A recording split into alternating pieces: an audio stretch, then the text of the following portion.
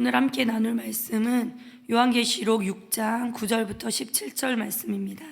우리 한 절 교독하도록 하겠습니다. 다섯째 인을 떼실 때에 내가 보니 하나님의 말씀과 그들이 가진 증거로 말미암아 죽임을 당한 영혼들이 제단 아래에 있어 큰 소리로 불러 이르되 거룩하고 참되신 대주제여, 땅에 거하는 자들을 심판하여 우리 피를 갚아주지 아니하시기를 어느 때까지 하시려 하나이까 하니, 각각 그들에게 흰 두루마기를 주시며 이르시되 아직 잠시 동안 쉬되 그들의 동무 종들과 형제들도 자기처럼 죽임을 당하여 그 수가 차기까지 하라 하시더라.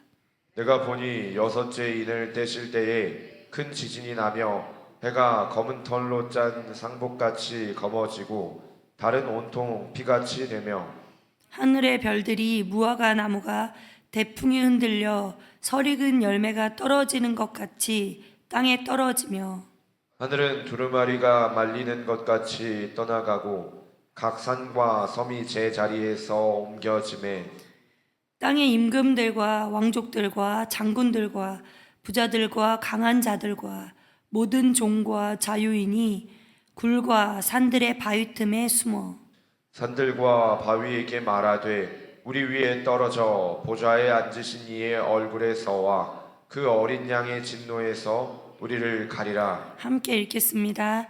그들의 진노에 큰 날이 이르렀으니 누가 능히 서리요 하더라.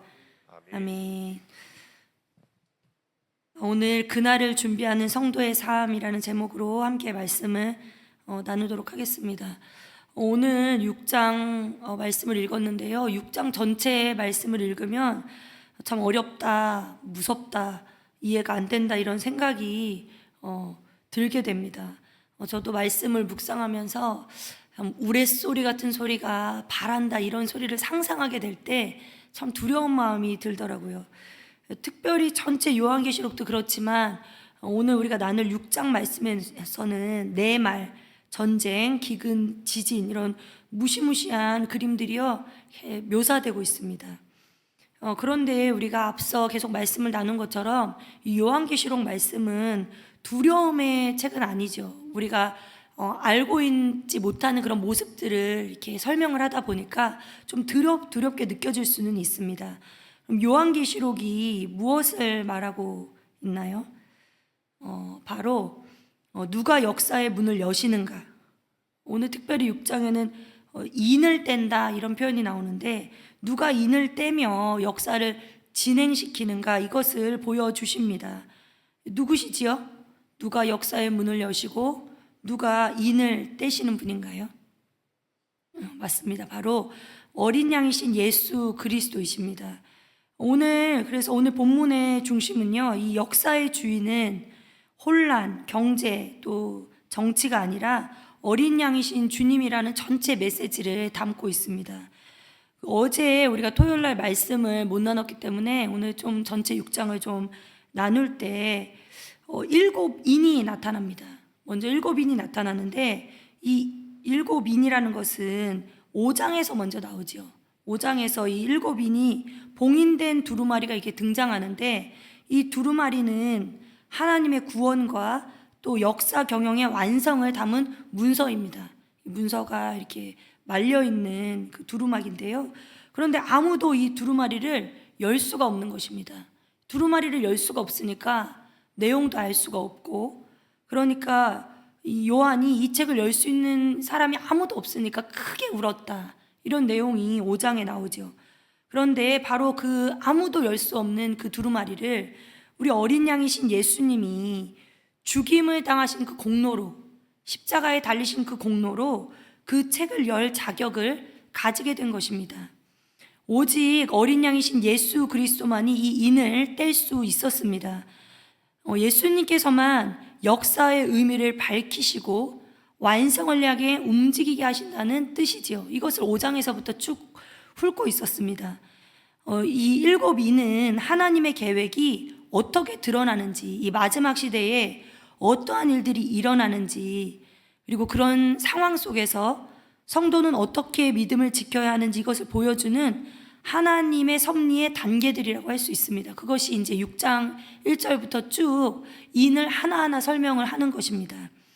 그래서 그 토요일 어제 본문에서 4가지 말탄자가 등장을 합니다. 이 말탄자들은요, 특정 시대의 한 사건으로 보시면 안 됩니다.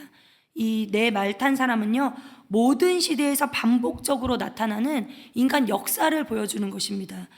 이 부분들을 좀 먼저 볼 텐데요. 6장 1, 2절을 좀 함께 보시겠습니다. 6장 1, 2절에 보면요, 활을 가진 자가 흰 말을 타고 나타나죠. 이 흰색은요, 보통 이 성경에서 흰색은요, 보통 승리를 나타냅니다. 그리고 활이라는 것은 이 전쟁의 도구가 되죠. 그러니까 요약적으로 활은요, 군사력을 나타냅니다. 이것은 어떤 나라가, 이제 한 나라가 힘을 가지고 세상을 정복하고 확장하는 모습을 나타냅니다. 권력이 커지고 사람들이 이제 그것을 따르면서 제국이 만들어지는 모습입니다. 우리 그 로마 시대 때도 마찬가지입니다. 로마라는 그 나라도 이 권력이 확장되면서 이 승리를 가지고 군사력이 확장이 되죠. 그리고 그 이후에 모든 큰 나라들도 그랬습니다. 자, 그 흰 말 다음에 나타나는 둘째 인은요, 붉은 말로 묘사가 됩니다. 붉은 말은요, 전쟁과 살육을 의미합니다. 자, 흰 말, 승리를 나타내는 흰 말이 나타나서 활을 들고 그것을 탄 자가 나타납니다. 두 번째는요, 이 붉은 말을 타고 나오는 사람이 나오는데요. 그것은요, 제국이 만들어지고 정복이 일어나면 그 다음에 또 추가적으로 어떤 일이 일어날까요? 그 뒤에 반드시 나라를 확장하고자 하는 그 욕심이 멈추지 않습니다. 그래서 전쟁이 일어나게 됩니다. 붉은 말은 땅에서 화평을 제하여 버린다, 이렇게 기록이 되어 있죠. 전쟁이죠. 정복이 일어나고 긴장 상황이 일어나고 전쟁이 일어나게 됩니다. 지금 이 패턴은요, 오늘날 우리 이 세대에도요, 이 패턴이 지금 계속되고 있습니다. 우크라이나 전쟁도 마찬가지고요. 그 다음은요, 검은 말입니다. 흰 말, 붉은 말, 검은 말. 검은 말은요, 저울을 들고 나타납니다. 자, 저울 하면 뭐가 떠오르죠? 시장에서 저울이 나타나죠. 바로 기근과 경제 분계를 나타냅니다. 6절에 보면요, 이것이 아주 자세하게 한 데나리온에 밀 한 대로 팔린다. 제가 밀 한 대가 요즘 얼마나 팔리나 찾아봤더니 쿠팡에서 한 2kg에 12,000원 이렇게 팔리더라고요. 그러니까 한 6,000원 정도 되는 거예요. 5, 6,000원. 근데요, 당시에 하루 종일 일해서 벌 수 있는 그 삭시 한 데나리온인데 하루 종일 일해서 12,000원 값어치에 밀을 살 수 있는 것밖에 안 된다는 것입니다. 경제가 완전히 붕괴된 거죠. 그러니까 밀 한 대라고 하면요, 1.4kg 정도 되는 것이죠. 하루 종일 일해서 하루 먹을 것밖에 못 사는 그 시대 경제가 너무 어려운 거죠. 그런데 또 한편으로 기름과 포도주는 넘쳐난 거예요. 건들지 마라. 그 뜻은요, 기름과 포도주는 또 넘쳐나요. 이것은 뭘 말하는 거냐면 부자는 더 부자가 되고 가난한 자는 더 힘들어지는 오늘날 이 불평등의 시대를 나타내는 것입니다. 이것이 그러니까 오늘날 먹고 살기 힘들다 이렇게 말하는 것이 오늘날 지금 오늘 우리에게만 있는 것이 아니고요, 계속 역사적으로 반복되는 이야기라는 것입니다. 마지막으로 청황색 말입니다. 청황색은요, 죽음과 연약함을 의미합니다.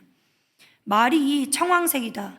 청황색은 시체의 색인데요, 사망과 음부, 바로 전쟁과 기근이 결국 몰고 오는 것은 질병과 재난 그리고 죽음의 총체적 모습을 보여주는 것입니다. 사실 여러분, 우리가 이 6장 말씀을 보면 오싹합니다. 막 우레소리 같이 말하는 소리가 상상이 되고 말들이 막 나오는데 붉은 말, 검은 말, 막 청황색 말이 나오니까 엄청 무섭게 느껴집니다. 이 그림들이 그런데 무서운 상징이 아니라 우리가 매일 오늘날 뉴스에서 보는 그 이야기들이 반복되고 있다, 이런 역사의 모습을 보여주는 것입니다. 오늘 삶에 일어나는 이 모든 것이 그러면 오늘 우리에게 일어나는 일들이 임의로 일어나는 일들이 아니라는 거죠. 바로 역사를 주관하시는 하나님의 하나님께서 주어진 그 권세의 한계 안에서만 이 역사가 이루어지고 있다는 그 반증인 것입니다. 이것을 우리가 다 믿음으로 받았으면 좋겠습니다. 우리에게 너무 힘든 일이 생긴다 하더라도 그것은 그 주어진 한계 안에서만 주어지는 그 하나님의 그 다스리심 안에서만 이루어지는 그 일이라는 것입니다. 그래서 요한은 말하죠. 세상은 흔들리지만 하나님은 흔들리지 않는다. 재난이 와도 하나님은 여전히 통치하신다. 이것이 바로 어제 말씀이었습니다. 자, 그러면 오늘은요, 그 5번째 인과 6번째 인, 이 두 가지를 이야기하고 있는 본문입니다. 5째 인이 나오는데요, 9절에서 11절을 보니까 5째 인이 열리면 하나님 앞에서 억울하게 죽은 성도들이 하나님 언제 공의를 이루십니까? 이렇게 호소하는 내용이 나옵니다. 그런데 하나님은 그들에게 흰 두루마기를 입히시면서 이렇게 말씀하시는 겁니다. 조금 더 있어라. 너희와 같은 그 순교하는 자들이 다 채워질 때까지 아직은 기다려야 된다. 이렇게 말씀하신다는 것입니다.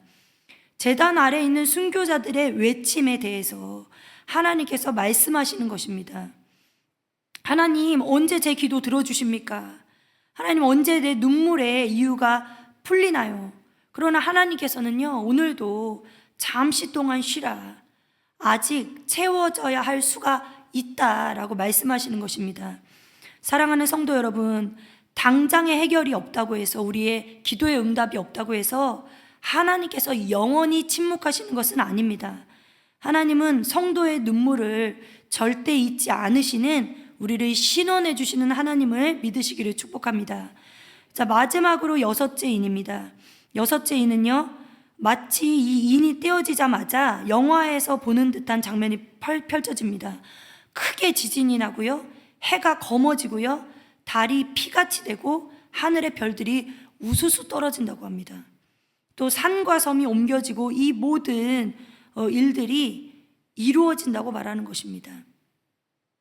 큰 지진, 해가 검어지고 달이 피같이 되고 또 별이 떨어지는 것처럼 보이고 하늘이 말리는 듯한 장면, 이것은요, 뭘 나타내죠? 성경에서 이 종말의 상황을 말할 때 자주 쓰이는 장면들입니다.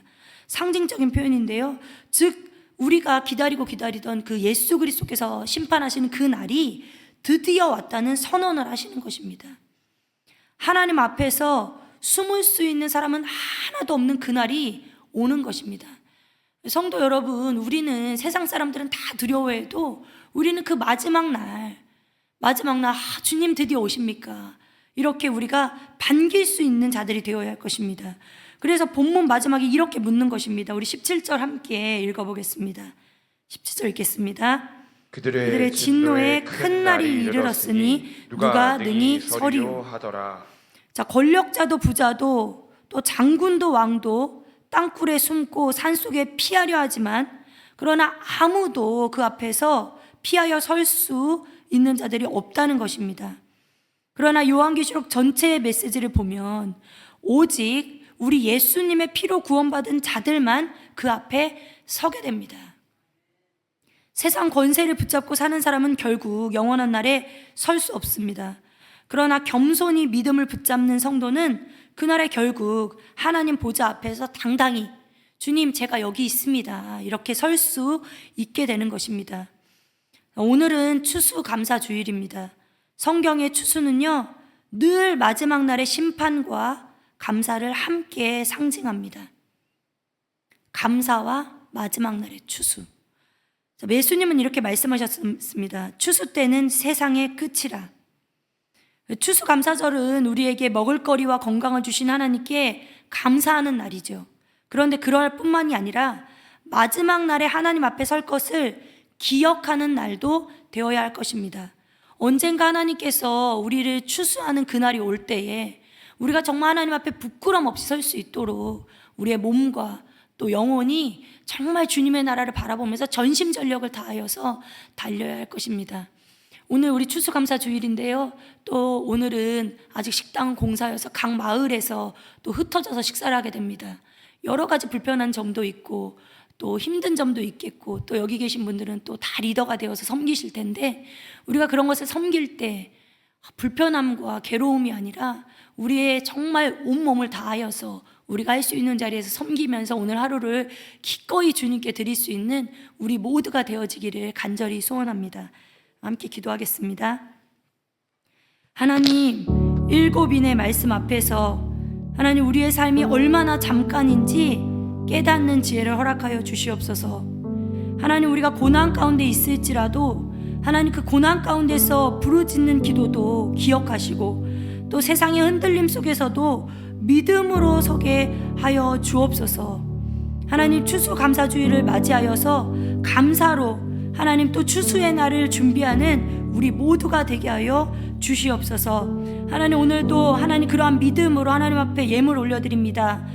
이슬미 청년, 또 오하엘, 오하랑 어린이, 오하겸 어린이, 하나님 1,000번째로 드리는 하나님 귀한 손길을 축복하여 주시고 기도의 제목대로 응답하여 주시어서 우리 귀한 아버지 하나님 자녀들이 주님 앞에서 추수의 날을 기억하면서 두려움과 떨림으로 살아나가는 귀한 자녀들 아버지 하나님 그렇게 살게 하여 주시옵소서. 하나님, 오늘 하루 우리의 모든 섬김이 주님께 기쁨이 되어지기를 간절히 소원하면서 귀하신 예수님의 이름으로 간절히 기도드렸사옵나이다. 아멘.